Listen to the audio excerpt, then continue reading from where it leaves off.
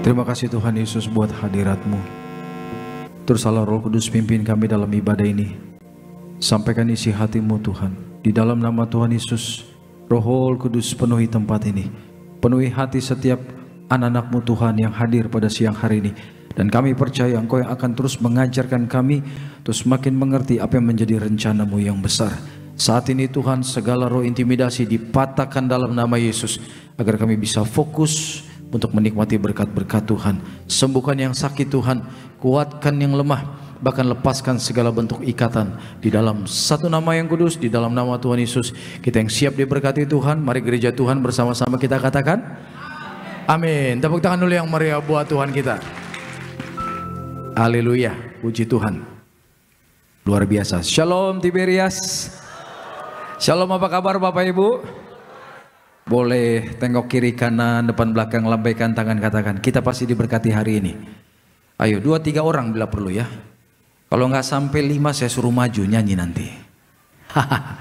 Puji Tuhan. Sudah siap diberkati? Buka Alkitab kita, Injil Matius pasal 3 ayat 13 sampai 17. Matius pasal 3 ayat 13 sampai ayat yang ke-17.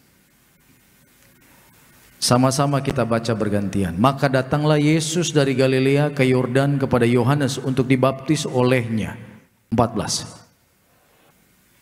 Lalu Yesus menjawab katanya kepadanya, biarlah hal itu terjadi, karena demikianlah sepatutnya kita menggenapkan seluruh kehendak Allah.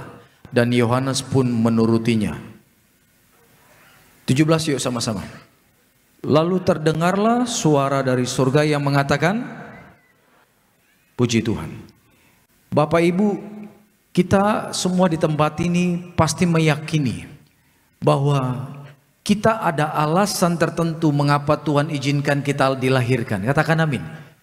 Tidak mungkin kita di bumi ini hanya sekedar dilahirkan, bertumbuh, dewasa, bekerja, menikah, punya anak, pensiun, kemudian tinggal tunggu dipanggil Tuhan.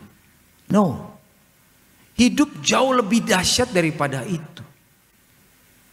Artinya Bapak Ibu dan saya di tempat ini, Tuhan punya rencana yang besar buat setiap kita. Katakan amin Bapak Ibu. Dan rencana itu sungguh mulia. Lebih besar dari hanya sekedar bekerja, menikah, punya anak, dan kemudian pensiun siap dipanggil Tuhan. Dan rencana itu berbicara tentang kekekalan, berbicara tentang hal kerajaan surga. Bagaimana supaya hidup Bapak Ibu dan saya berdampak bagi orang lain, itu dia. Sehingga lewat hidup kita nama Tuhan dipermuliakan. Katakan amin. Lewat hidup kita, kita menarik banyak jiwa datang sama Tuhan. Pertanyaan sekarang adalah, hingga detik ini, apakah kita berfungsi menarik orang datang kepada Tuhan, atau justru lewat hidup kita banyak orang tidak percaya Yesus? Jangan sampai karena sikap kita, perkataan kita, orang bilang kok Kristen begitu ya? Gitu. Padahal yang salah bukan Yesusnya, tapi kitanya tidak mempresentasikan Tuhan dengan benar. Yesusnya nggak ada kekurangan, katakan amin. Betul. Kita harus menjadi presentasi kerajaan surga. Kalau sebuah perusahaan internasional, perusahaan mewah, saya percaya saudaraku, orang-orang yang diutus untuk menjadi presentasi perusahaan itu, nggak mungkin penampilannya pakai kaos, celana jeans, bolong-bolong, nggak mungkin. Bener nggak? Pasti akan pakai baju yang keren, penampilan yang keren, dididik bagaimana caranya bisa berbicara dengan baik. Sama Bapak Ibu, ini adalah representasi kerajaan surga. Yesus kita keren, surga dahsyat, pastinya kita keren dan dahsyat. Katakan amin. Tepuk tangan dulu yang meriah buat Tuhan Yesus. Kalau Bapak Ibu belum tahu tujuan Bapak Ibu apa dilahirkan di dunia ini, tanya sama Tuhan. Jadi jangan habiskan waktu hidup kita hanya mikirin pekerjaan, mikirin karir, bisnis, masalah-masalah kehidupan. Ya, sementara tentang tugas utama yang paling penting. Why? Kenapa kita di dunia ini kita nggak selesaikan? Kalau Bapak Ibu lakukan tugas panggilan kita, percayalah, semua yang kita perlukan Tuhan sediakan. Karena Tuhan yang berkata apa? Carilah dulu kerajaan Allah dan tolong bantu saya. Selanjutnya Tuhan katakan apa? Semuanya. Katakan semuanya. tambahkan kepadamu. Yang janji siapa? Yesus yang punya surga. Dan dia tidak pernah mengingkari janjinya. Apa yang Tuhan janjikan ditepati di tempat ini. Amin. Boleh tepuk tangan buat Tuhan kita? Haleluya. Nah saudaraku, ketika Tuhan menentukan tugas di dalam kehidupan Bapak Ibu dan saya, percayalah, ada satu pribadi yang tidak suka untuk kita sukses dalam melakukan tugas itu. Roh jahat tidak suka Bapak Ibu masuk dalam rencana Tuhan. Makanya jangan kaget kalau setan, roh jahat, bikin kita sibuk setiap hari supaya tidak fokus sama panggilan Tuhan. Bikin kita stres setiap hari, bikin kita panik tiap hari, bikin kita takut tiap hari, supaya tidak fokus kepada panggilan itu. Memang kerja itu penting sih. Ngurus karir, ngurus perusahaan yang Tuhan percayakan penting. Tapi itu tidak berbicara tentang kekekalan. Katakan amin. Amin. Yang berbicara tentang kekekalan apa? Bagaimana kita dipakai Tuhan untuk berdampak bagi kerajaan surga di atas muka bumi ini. Itu yang penting, saudara. Dan kita bisa lihat apa yang iblis lakukan kepada Yesus. Coba buka pada ayat yang ke-17. Dikatakan begini. Lalu terdengarlah suara dari surga yang mengatakan apa? Inilah anakku yang kukasihi, kepadanya aku berkenan. Tugas Yesus adalah mati di salib. Dan Yesus fokus kepada panggilannya itu. Dan Tuhan Yesus tahu waktunya untuk dia mati di salib itu tidak lama. Dan selama persiapan Yesus untuk mati di atas kayu salib, dari awal Yesus merekrut tim, merekrut calon hamba-hamba Tuhan yang sedang dipersiapkan menjadi penerus pelayanan Yesus. Ini waktunya hanya 3 tahun lebih. Ini sebenarnya nggak cukup, saudaraku. Karena di dalam 3 tahun lebih ini Yesus harus mengurus 12 murid yang karakternya berbeda-beda dengan kelemahan-kelemahan mereka masing-masing. Yesus harus mengajarkan mereka satu persatu. Karena 12 ini mereka lah cikal bakal orang-orang yang akan dipakai menggoncangkan dunia. Dari orang-orang biasa yang bekerja tiap hari menangkap ikan, tiba-tiba dipakai, diurapi Tuhan. Setan tunduk dalam nama Yesus melalui pelayanan mereka. Katakan amin. Sakit penyakit sembuh ketika mereka mendoakan. Ini orang-orang yang sangat powerful. Siapa background mereka? Apa background mereka? Nelayan.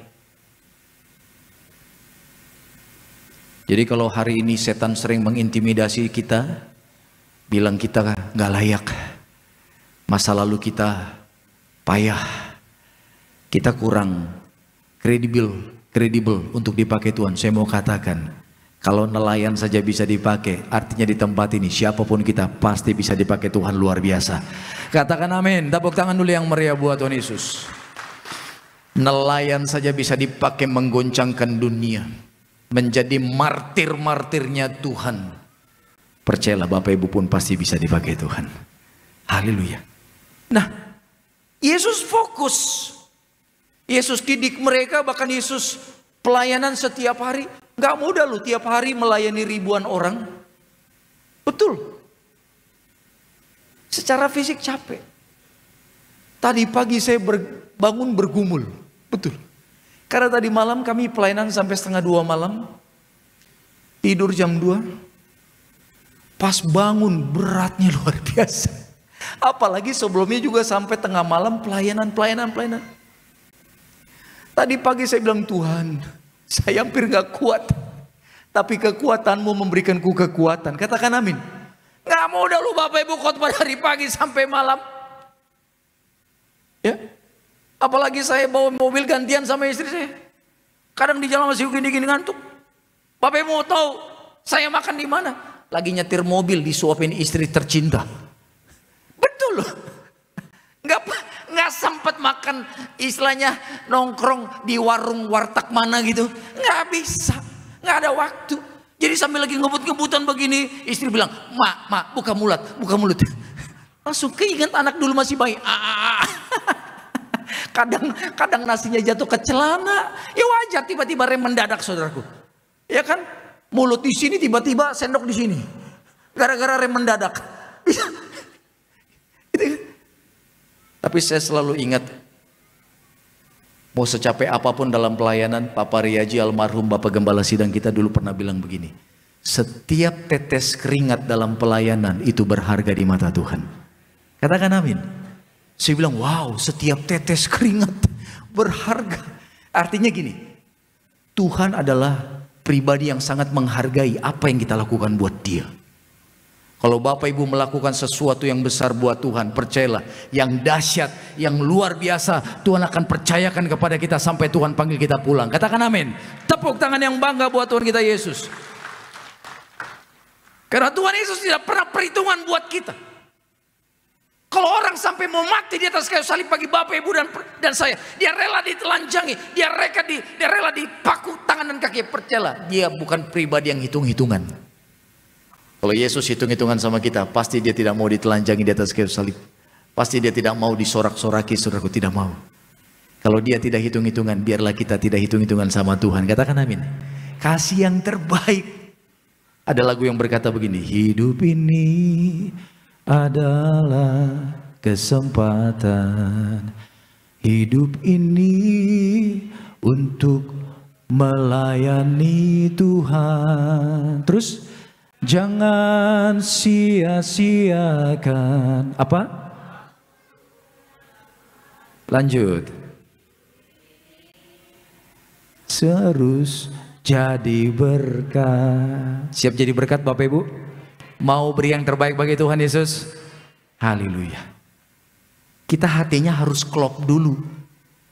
Jadi kita kalau hatinya klop, siap, malah kita yang bilang, kapan Tuhan? Aku udah siap nih. Ayo Tuhan, utus aku, kirim aku, percayakan aku jiwa-jiwa. Kirim siapa yang perlu kulayani Tuhan. Nanti satu-satu Tuhan kirim. Betul. Begitu banyak orang di luar perlu pertolongan Bapak Ibu untuk mereka mengenal kasih Kristus. Di tempat ini kita melimpah menikmati kasih Kristus. Di luar orang haus akan kasih Kristus. Mereka perlu mendengar kabar baik. Siapa yang mau diutus Tuhan bilang. Kalau Bapak Ibu siap, Tuhan pasti pakai kita semua. Nah, Yesus diberikan satu tugas untuk mati di atas kayu salib. Yesus konsisten dalam persiapan-persiapannya, saudaraku. Yesus tahu dia harus mati di sana. Dan lihat apa yang Bapa katakan begini. Inilah anakku yang kukasihi, kepadanya aku berkenan. This is my beloved son. Ini anak yang kukasih. Artinya apa? Seluruh keberadaan Bapa, atribut, kuasa, kasih, berkat, mujizat itu ada di dalam pribadi Yesus. Itulah ketika orang Yahudi berkata, tunjukkan Bapa kepada kami. Yesus berkata, kalau engkau melihat aku, kau lihat Bapa. Artinya Yesus blended dengan Bapa. Katakan amin. Amin. Makanya kasih Bapa di surga begitu melimpah kepada Yesus. Dan ketika ada satu deklarasi dari surga yang mengatakan, inilah anak yang kukasih. Itu di semua alam semesta perkataan ini bergema. Bapak Ibu tahu tidak, dalam kehidupan ini ada dua alam. Alam nyata dengan alam roh. Alam nyata bagaimana? Ini contohnya Bapak Ibu bisa lihat saya. Ya. Kursi di sini merah semua. Kita bisa lihat LCD yang indah ini. Kita bisa lihat gereja kita, silingnya yang indah dilukis seperti awan-awan. Ini alam nyata. Tapi ada alam yang lebih nyata daripada alam nyata. Alam roh. Saya bilang alam roh itu lebih nyata daripada alam nyata. Kenapa alam roh lebih nyata? Karena nanti alam nyata ini yang Bapak Ibu lihat, kalau engkau jalan ke Paris ada Menara Eiffel, kalau engkau jalan ke San Francisco ada jembatan merah itu, kalau engkau jalan ke Jakarta ada Monas, keliling dunia, kau foto, cekrek semua pemandangan indah. Someday, suatu saat semua itu akan hancur. Bumi ini akan tidak ada lagi. Dan Alkitab berkata akan ada bumi baru, langit baru. Pastikan di bumi baru, langit baru kita punya satu coupling buat kita dan keluarga. Katakan amin. Betul. How gimana caranya? Gak ada yang lain. Ikut Yesus. Ini akan habis. Tapi ada alam roh. Alam roh itu di mana adanya roh Tuhan dan roh jahat. Saya mengucap syukur kalau saya diminta jemaat mendoakan sebuah tempat, rumah atau kantor. Saya nggak lihat roh jahat ya, tapi saya bisa rasa. Tuhan kasih saya kepekaan. Kayak tadi malam mendoakan satu rumah, baru ciprati lantai 2. Di kamar ini ada. Doa, tengking setannya, pakai minyak, keluar, udah bersih. Kamar ini, ada, gitu. Tapi kalau anak saya lebih canggih. Karena apa? Nggak rasa, dia lihat. Anak saya yang pertama. Memang ada orang yang bisa lihat roh jahat itu karena kutuk nenek moyang. Biasanya karena kakek neneknya main perdukunan, maka ke bawah anak-anaknya biasanya matanya terang. Biasanya kalau ada yang terang gitu matanya buru-buru minta didoakan. Tapi ada kalanya Bapak Ibu udah didoakan tetap matanya dibuka sama Tuhan, itu ternyata tujuannya untuk dipakai pelayanan. Katakan amin. Itu. Nah dia bisa lihat tuh. Itu. Melayani bersama orang yang punya karunia begini enak, saudaraku. Di sana ada apa? Oh nggak ada. Di situ, di situ ada det. Makanya kadang kalau mendoakan sebuah tempat bawa anak saya enak juga, saudaraku. Di sana ada det. Jadi bapaknya nggak usah terlalu sibuk, ya kan? Jadi saya bersama istri, anak-anak saling melengkapi, Bapak Ibu. Itu alam roh. Jadi ketika Bapak berkata begini, "This is my beloved son." Inilah anak yang kukasih. Itu di alam roh. Berita ini tersebar. Sehingga apa? Malaikat tahu dan roh jahat tahu. Sama seperti ketika Bapak Ibu diurapi Tuhan. Maka roh jahat akan melihat ada urapan dalam hidupmu. Dan nama Bapak Ibu akan dikenal di alam roh. Betul. Namamu akan dikenal di alam roh. Karena urapan itu. Makanya kalau ada jemaat datang, banyak kan jemaat doanya minta disembuhkan sakit, pekerjaan, keluarga. Tapi ada kalanya jemaat bilang ini, "Pak, saya minta urapan." Nggak salah sih, saya juga suka begitu.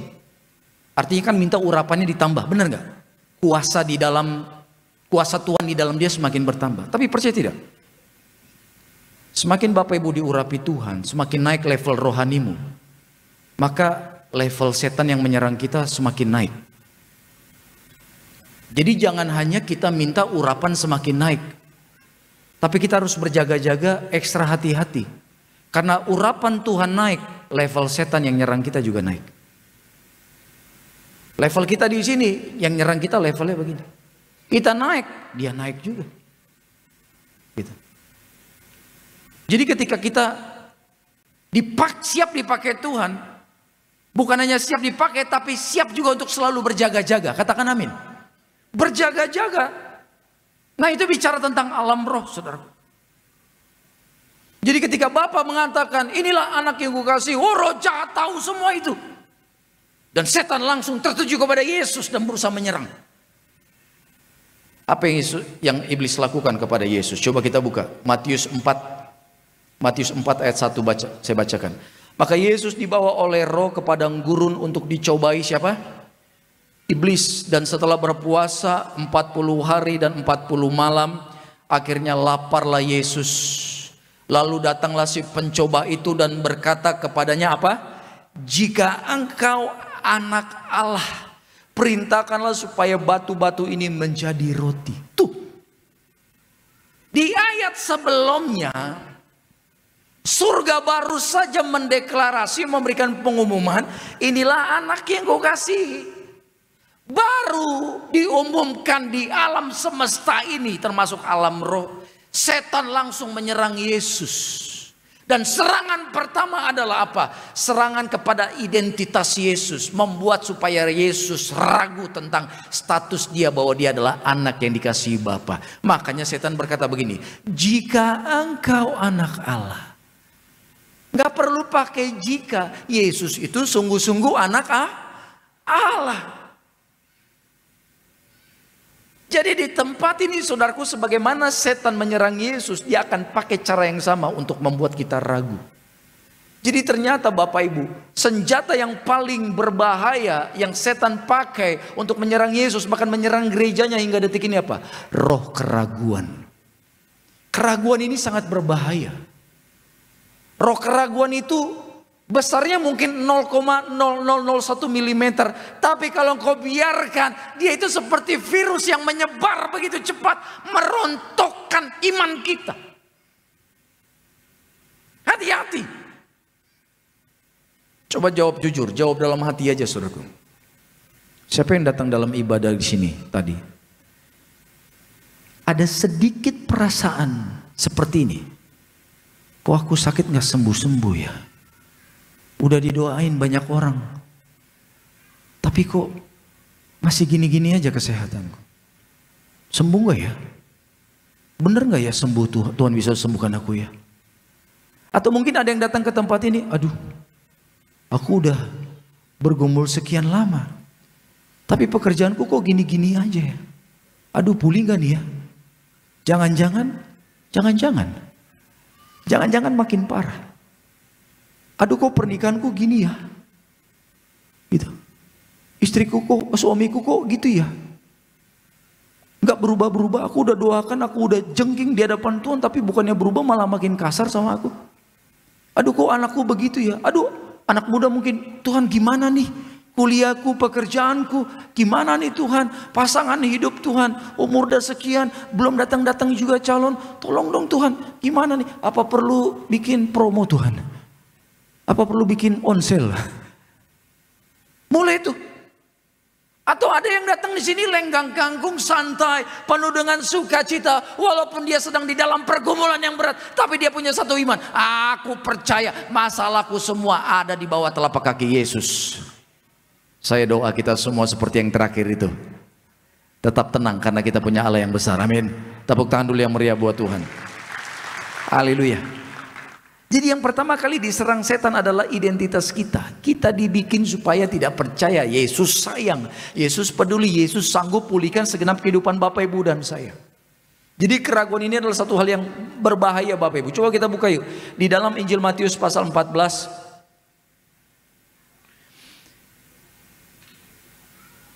Matius 14 ayat 25.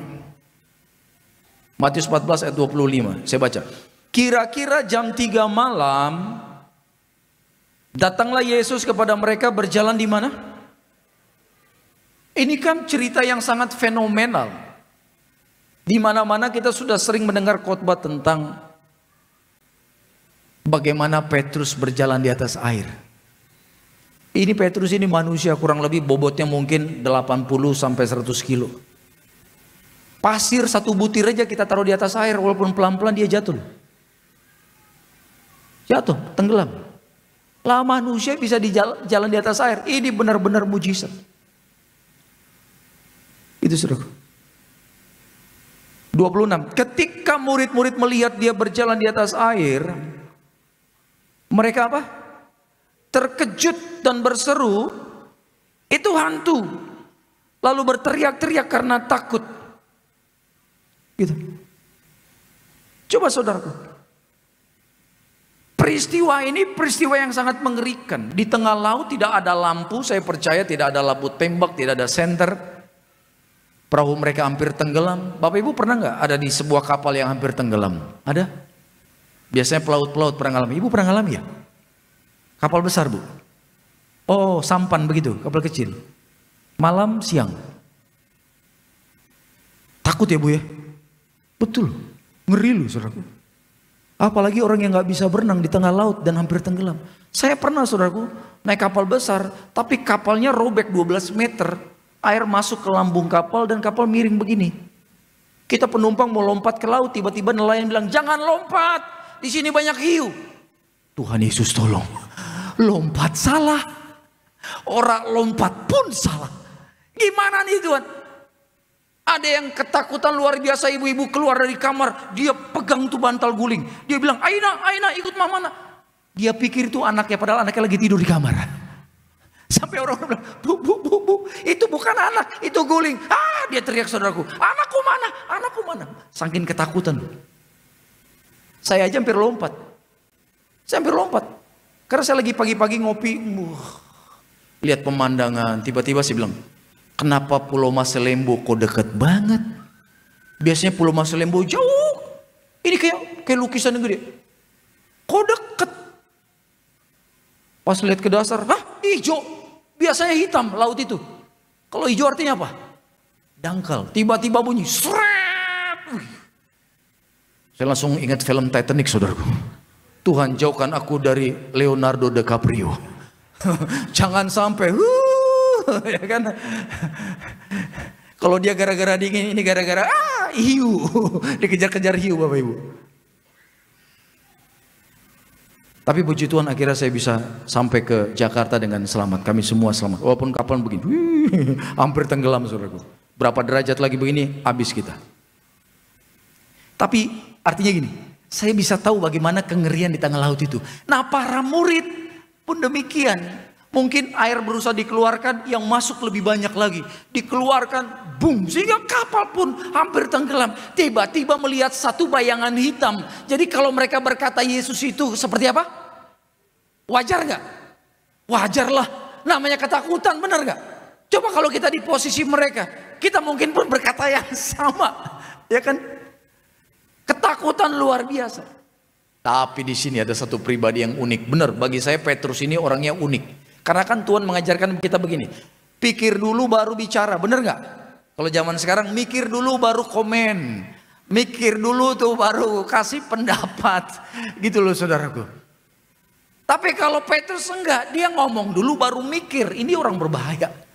Nyablak dulu tuh, keluar dulu emosinya, keluar dulu tuh pikiran dia, baru dia pikir, tadi saya ngomong apa ya? Ini bahaya Bapak Ibu orang begini. Tiba-tiba ya. Tiba-tiba ketika semua lagi ketakutan, ayat 28 nih Bapak Ibu. Lalu Petrus berseru dan menjawab dia, Tuhan, apabila engkau itu, suruhlah apa? Aku datang kepadamu berjalan di mana? Ya ampun, kepikiran ya jalan di atas air.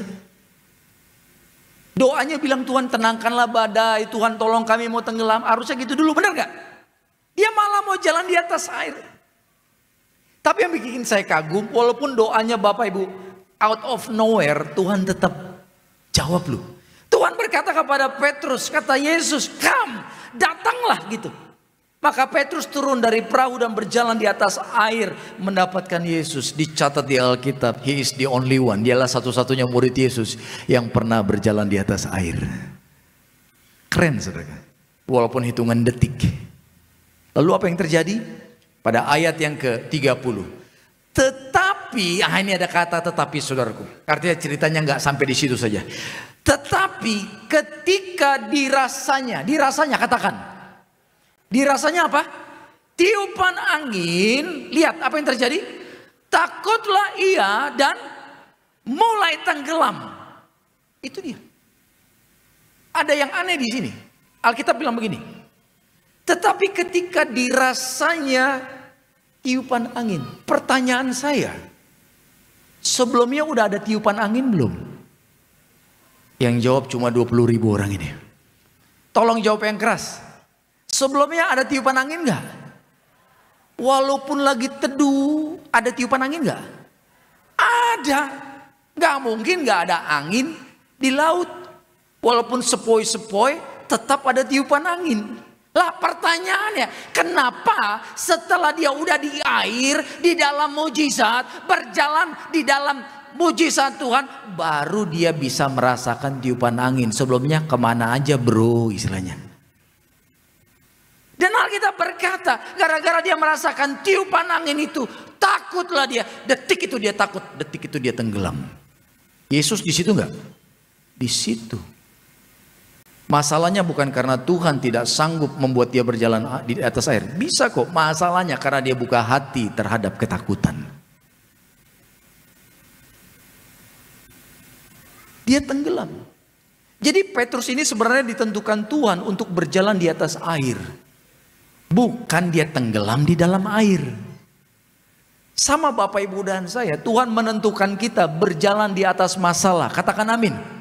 Masalah di bawah telapak kaki Bapak Ibu dan saya. Karena Tuhan yang berkata, aku memberikan kepadamu kuasa untuk menginjak ular dan kalajengking. Ular kalajengking itu apa Bapak Ibu? Masalah, pergumulan, sakit penyakit, masalah-masalah yang besar, segala yang jahat. Tuhan katakan kita diberi otoritas kuasa untuk menginjak segala yang jahat. Tapi seringkali keraguan, ketakutan itu membuat kita bukan berjalan di atas masalah, tapi kita tenggelam di dalam masalah.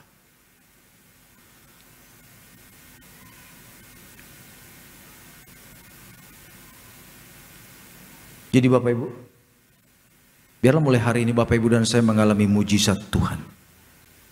Gimana caranya? Mulai hari ini pastikan kita terhubung dengan Yesus. Bapak Ibu bisa lihat lampu-lampu yang menyala di sini? Ya. Bisa lihat speaker, saya ngomong keluar suara saya. Bapak Ibu bisa lihat LED ini semua, alat musik ini semua. Mereka ini alat-alat yang mahal saudara. Tapi kalau tidak terhubung dengan listrik, semuanya tidak berfungsi sebagaimana mestinya. Kita anak Tuhan kalau tidak terhubung dengan Yesus, sehebat apapun kita di mata manusia, we are nothing. Kita nggak bisa dipakai Tuhan. Betul. Semua alat ini nothing, nggak bisa dipakai. Saya juga khotbahkan teriak-teriak, nggak bisa pakai mic. Mic ini mahal, tapi tidak berguna kalau tidak ada listrik. Sama Bapak Ibu dan saya, di dunia ini kita akan menjadi benda usang, tidak berarti sama sekali kalau tidak terhubung dengan Tuhan.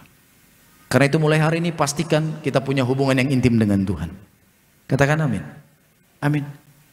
Pastikan hubungan dengan Tuhan itu melebihi dari hubungan Bapak Ibu dengan siapapun. Mungkin Bapak Ibu ada beberapa hubungan kau dengan orang-orang tertentu yang kau anggap hubungan penting. Engkau jaga orang itu. Hubungan ini kau anggap hubungan yang paling spesial. Tapi saya mau katakan, di atas semua yang lebih spesial hubungan kita dengan Yesus.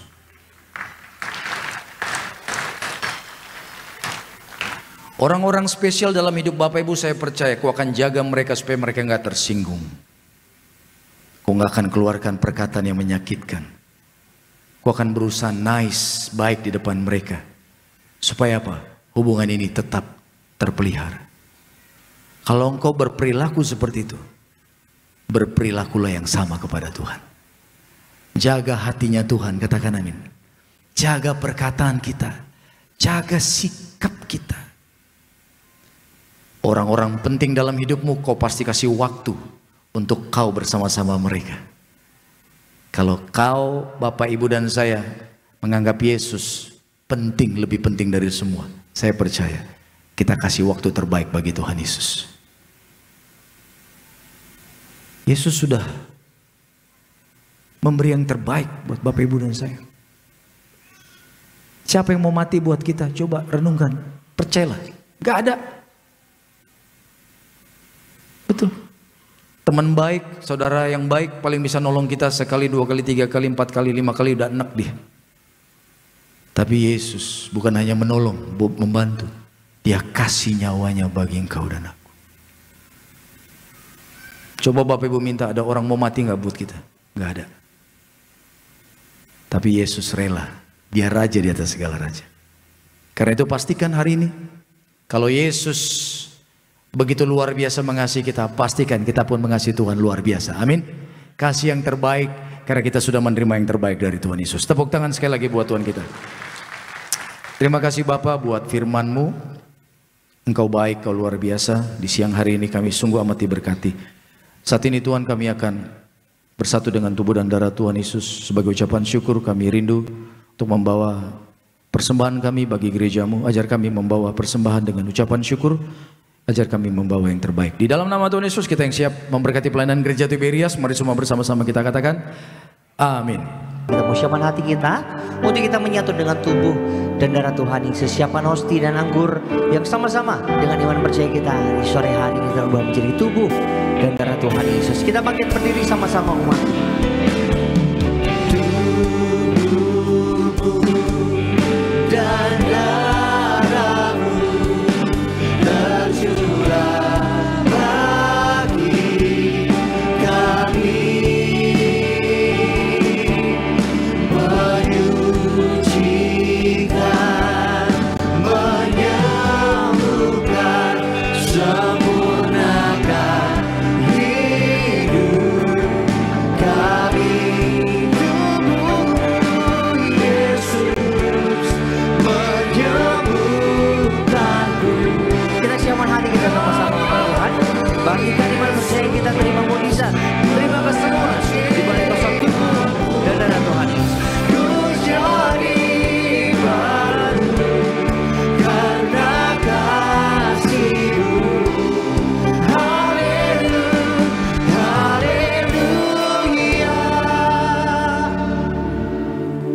Sama-sama kita angkat roti yang akan dibentuk jadi tubuh Tuhan Yesus. Mari saudaraku bangkitkan iman, sama-sama katakan dalam nama Tuhan Yesus, inilah roti yang turun dari surga, inilah tubuh Tuhan Yesus yang tergantung di atas kayu salib. Yang pertama, yang memberikan kami, keluarga kami, hidup kekal dalam surga. Kedua, menyempurnakan tubuhku sehat sempurna, menyempurnakan jiwa dan rohku agar dibangkitkan pada akhir zaman. Yang ketiga, tubuh Kristus yang tertombak, tertikam di atas kayu salib, agar kami bersama keluarga kami, bersama anak cucu, tidak terkapar di meja operasi, tidak terkapar di rumah sakit. Kami tidak lumpuh, tidak pikun, tidak koma, tidak terkapar di ruang ICU. Kami tolak kanker tumor, kami tolak leukemia. Doaku siang ini, segala penyakitku sudah sembuh, diangkat di atas kayu salib dalam nama Tuhan Yesus. Inilah roti yang turun dari surga, inilah tubuh Tuhan Yesus Kristus.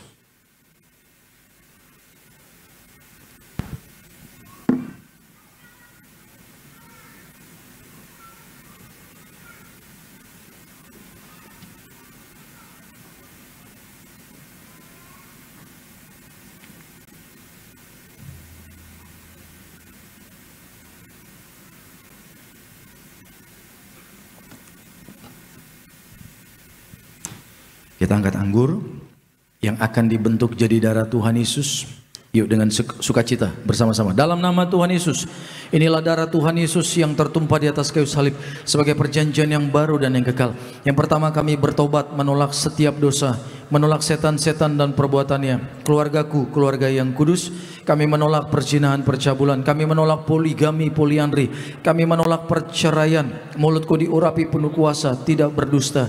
Kami tolak fitnah atas keluargaku dan gereja. Yang kedua, oleh darah domba Allah, kami menjadi warga surga, anak kerajaan surga, punya rumah di bumi dan di surga. Yang ketiga, oleh bilur-bilur Tuhan Yesus, mulai siang ini, dari ujung rambut sampai telapak kaki, sehat sempurna, tidak sakit kepala, tidak migrain, tidak vertigo. Kami tolak kanker tumor, kami tolak kistamium, kami tolak pisau operasi, kami tolak pendarahan, tekanan darah kami normal, berkati jantungku sempurna sehat, tidak penyumbatan. Kami tolak sakit paru-paru, kami tolak sakit lever, kami tolak sakit ginjal, tidak batu ginjal, tidak cuci darah, tidak gagal ginjal. Kami tolak diabetes, hepatitis. Darah Kristus membalut dan menyembuhkan segala penyakitku. Doa Bapak Ibu, sebut sakitmu, sebut masalahmu. Kalau saat ini, detik ini Bapak Ibu merasakan ada keraguan ketika kau minta sama Tuhan, tolak keraguan itu. Lawan, patahkan dalam nama Yesus. Dalam nama Yesus, dalam nama Yesus. Sekali lagi bersama-sama, dalam nama Tuhan Yesus. Firman Tuhan berkata, perjamuan kudus ini lebih dari roti mana. Yang pertama, bangsa Israel 40 tahun makan tidur di padang gurun, artinya tidur pun kami diberkati. Yang kedua, dengan roti mana setiap hari jubah baru, artinya kami mulia akan terbang ke surga sepanjang masa diam di rumah Tuhan. Yang ketiga, dengan roti mana setiap hari kasut baru, sepatu baru, artinya kami tidak gagal. Pekerjaanku, usaha, karir, daganganku, pelayananku diberkati Tuhan, berhasil. Hari ini Tuhan, hidup kami di bumi seperti di surga, tidak miskin, tidak kekurangan. Segala sakit, penyakit dan penderitaan kami sudah diangkat, diselesaikan di atas kayu salib. Dalam nama Tuhan Yesus, inilah darah Tuhan Yesus, minumlah, inilah darah Tuhan Yesus.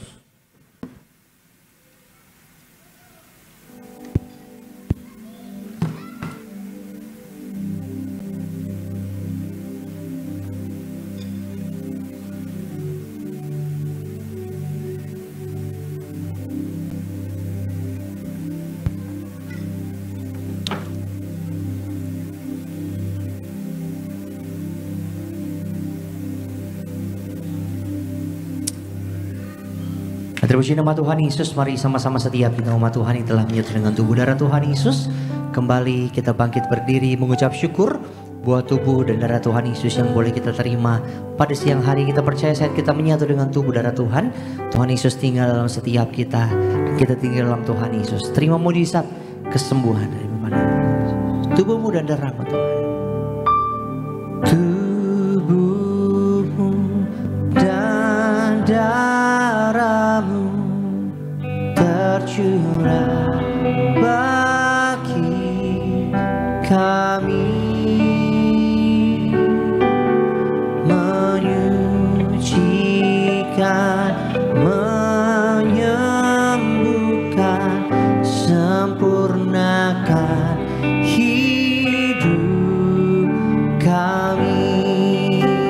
sambil angkat tangan kita sama-sama. Tubuhmu dan darahmu tercurah bagi kami, menyucikan, menyembuhkan, sempurnakan hidup kami. Bapak Ibu berdoa berterima kasih pada Tuhan Yesus. Saat ini hamba berdoa dalam nama Bapa, Putra dan Roh Kudus. Di dalam nama Tuhan kami Yesus Kristus, inilah minyak-Mu yang kudus Tuhan, urapilah agar setiap tetes menjadi api dari surga yang menyatakan kekudusan-Mu, kemuliaan mujizat, sehingga yang sakit terima minyak ini sembuh Tuhan, yang lemah kuat kembali, bahkan segala serangan roh jahat, kuasa gelap, roh perdukunan, santet, guna-guna, pelet dipatahkan, dihancurkan dalam nama Tuhan Yesus. Dalam nama Tuhan Yesus, inilah minyak urapan yang kudus, inilah minyak urapan yang kudus. Salah satu orang yang kami layani tadi malam adalah seorang anak perempuan, pelayanan di gereja kita, pekerjaan bagus, karir bagus, tapi punya satu pergumulan, sulit dapat pasangan hidup. Ya, dia bilang, gagal. Setelah didoakan, istri saya dapat sesuatu. Ternyata dia punya mantan, dan mantannya ini dulu orang yang tidak percaya Tuhan. Dan dia kirim roh guna-guna supaya apa? Anak perempuan ini tidak akan menikah.